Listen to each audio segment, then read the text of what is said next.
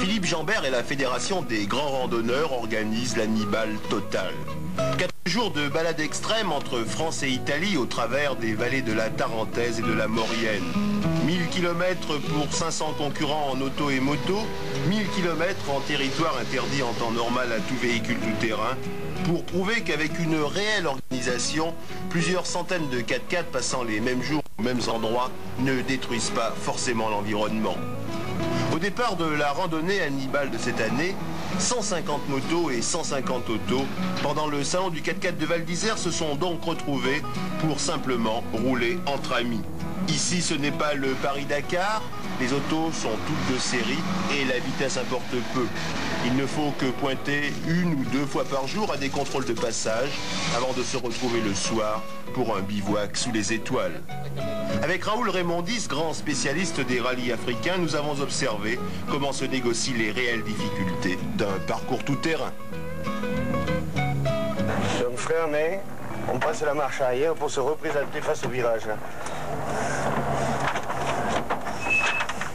Dès qu'on est arrêté, on remet le frein à main, on repère la première, se met face au virage pour attaquer la montée. En matière de pilotage 4x4 extrême, un minimum de technique se révèle nécessaire. Ici, l'erreur de conduite est interdite. Le ravin est toujours à quelques centimètres des roues. Il faut se maîtriser et maîtriser son auto.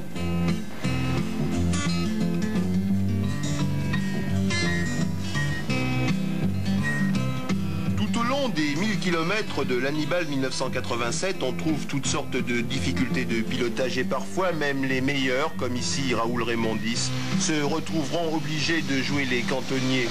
Un 4x4 par définition est fait pour tous les terrains, mais parfois même la technique trouve ses limites. Il faut savoir reconstruire la route, utiliser la nature sans la détruire.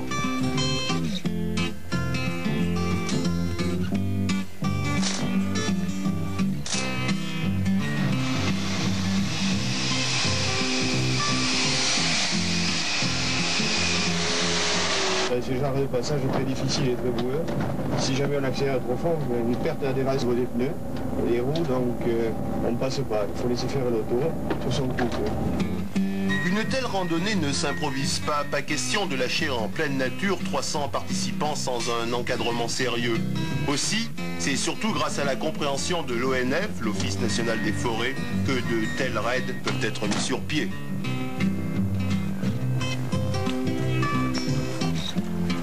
Nous sommes à 1700 mètres d'altitude et à cette altitude-là, la nature a du mal à pousser. Exemple, cette épicéa qui fait 2 mètres de haut et qui a 15 ans.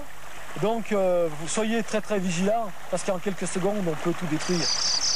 Nous sommes dans la Haute-Tarentaise, une région très protégée et strictement interdite à la circulation des véhicules tout-terrain. Et pourtant, cette année encore, vous avez accepté que l'Hannibal circule sur vos chemins. Il y a une convention qui lie l'Office national des forêts avec le raid Hannibal. Et nous sommes chargés de la constatation des dégâts. Nous avons fait un inventaire avant l'épreuve et actuellement, les dégâts sont très minimes. Pendant la randonnée, auto et moto ont cohabité sans le moindre problème. Tous étaient là pour vivre leur passion du tout-terrain dans un paysage grandiose ouvert seulement une fois par an. Quant à l'organisation, qui totalisait, disons-le quand même au passage, 74 personnes, elle avait fourni à chaque participant un itinéraire à suivre. En fait, dans ce genre de balade organisée, l'important est de suivre et respecter le parcours prévu. Sur les chemins de montagne, ce n'est pas un 4x4 de plus ou de moins qui changera l'environnement.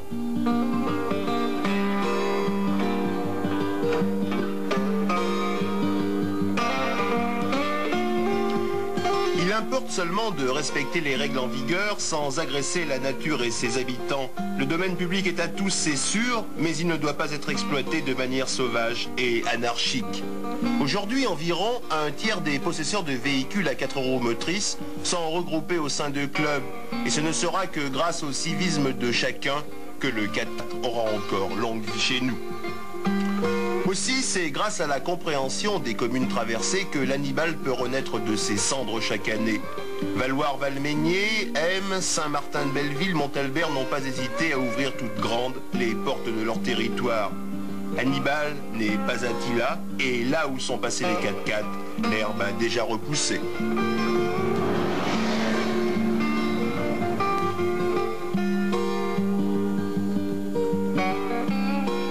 Et 500 personnes ont pu visiter et admirer des villages oubliés des circuits touristiques, se retremper l'espace d'un instant dans une atmosphère figée par le temps et la nature.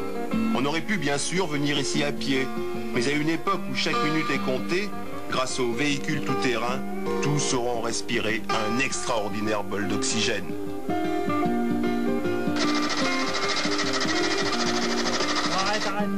Grâce à l'infrastructure mise sur pied par les organisateurs, personne n'est resté en rade et que ce soit du côté mécanique ou médical, pas un seul problème est resté sans solution.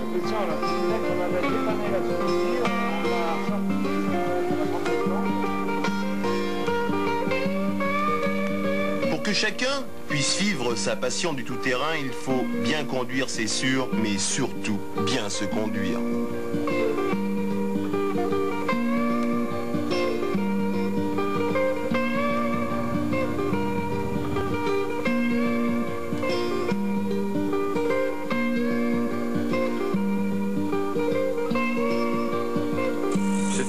Est fantastique pour les gens qui viennent pratiquer pour la première fois le 4x4, mais il faut qu'ils fassent très attention parce que la nature est hostile, on roule toute la journée auprès des précipices, il faut regarder où on met les roues, il faut avoir des voitures en état et je crois qu'il faut prendre conseil auprès de gens qui connaissent ce genre de raid. D'abord, dans les descentes, il faut ne jamais débrayer, ne jamais freiner et se servir du frein moteur pour pouvoir descendre, avoir les deux mains sur le volant et regarder surtout le placement des roues. Je crois que pour participer aux grandes compétitions style Dakar et style Atlas, il faut participer beaucoup à ce genre de raid, l'Hannibal et bien d'autres qui se pratiquent en France. Et je crois qu'il est nécessaire de bien connaître son véhicule, bien connaître ses possibilités et ses moyens.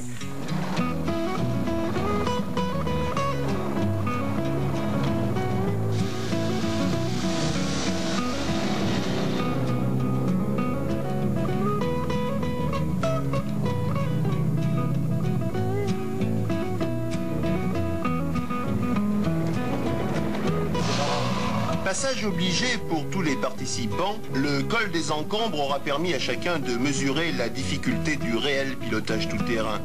Certains passeront sans problème alors que d'autres auront besoin de l'assistance de pilotes plus chevronnés.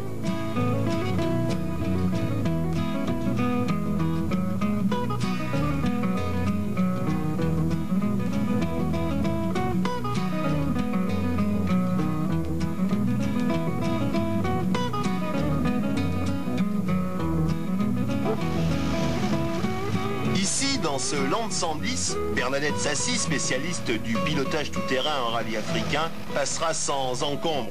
Preuve que la technique dans ce genre de situation a quand même du bon.